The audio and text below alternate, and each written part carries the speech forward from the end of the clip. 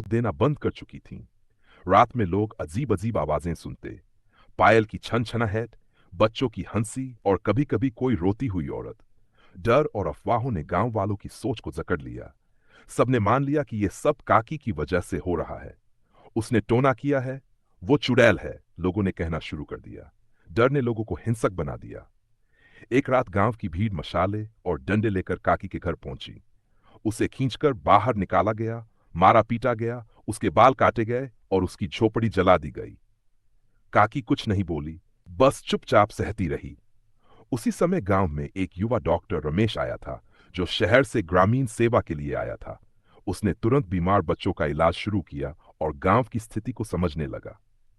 जांच के बाद पता चला कि गांव के कुएं के पास की पुरानी पाइपलाइन टूट गई थी, जिससे दूषित पानी लोगों तक पहुंच रहा था।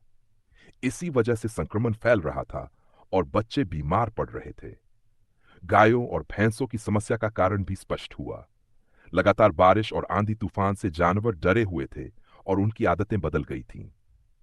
रही बात रात की आवाजों की, तो जंगल के कटाव और शहरीकरण के कारण जंगली जानवर गांव के आसपास आने लगे थे, जिनकी आवाजें लोगों को डरावनी लग रही थीं।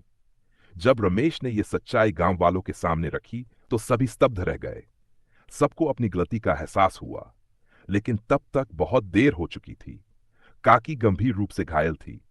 जब लोग माफी मांगने गए, तो उसने सिर्फ इतना कहा, डर को अगर समझ से नहीं रोका जाए, तो वो इंसानियत को निगल जाता है। काकी की हालत धीरे धीरे खराब होती गई और कुछ ही दिनों में उसकी मृत्यु हो गई। भैरवपुर की यह सच्ची घटना हमें एक गहरी सीख देती है। अंधविश्वास, अफवाहें और डर जब मिलते हैं, तो इंसान की सोच खत्म हो जाती है। बिना सच्चाई जाने किसी पर आरोप लगाना सबसे बड़ा पाप है। हमें विज्ञान, समझदारी और करुणा से काम लेना चाहिए, न कि अंधश्रद्धा से। समाज तभी सुरक्षित रह सकता है जब हम सवाल पूछें, सच्चाई जानें और दया से व्यवहार करें। घटना पर आधारित यह कहानी स्थानीय लोगों की बातों और घटनाओं पर आधारित है। इसमें विश्वास और भय दोनों शामिल हैं। कहानी बिहार के नवादा जिले में एक गांव है, बगुला। साल था 1993।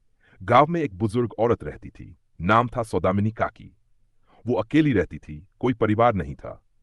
लोग कहते थे उसके घर के आसपास रात को अजीब सी आवाजें आती थीं, जैसे कोई फुसफुसा रहा हो। फिर गांव में अजीब घटनाएं होने लगीं। बच्चों को बुखार आता और रातों रात मर जाते। गाय भैंसें दूध देना बंद कर देती। रात को लोग सपने में काली परछाई देखते।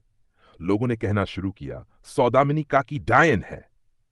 एक दिन अमावस की रात गांव के कुछ लोगों ने देखा कि वो पेड़ के नीचे कुछ जला रही थी और बड़बड़ा रही थी।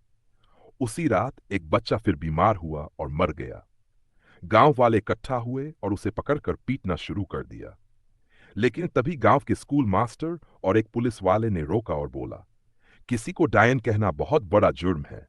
बिना सबूत किसी की जान लेना हत्या है।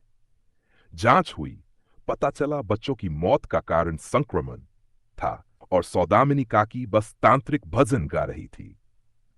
यह घटना अखबारों में छपी थी और मानवाधिकार संस्थाओं ने रिपोर्ट भी की। आज उस गांव में लोगों को सिखाया गया है कि अंधविश्वास नहीं, विज्ञान और मानवता पर भरोसा करो। अगर तुम चाहो तो मैं भारत की और भी सच्ची घटनाओं की कहानियां, तांत्रिक तंत्र विद्या लिख सकता हूं। बताओ किस विषय पर चाहिए, डरावनी, रहस्यमयी या आध्यात्मिक?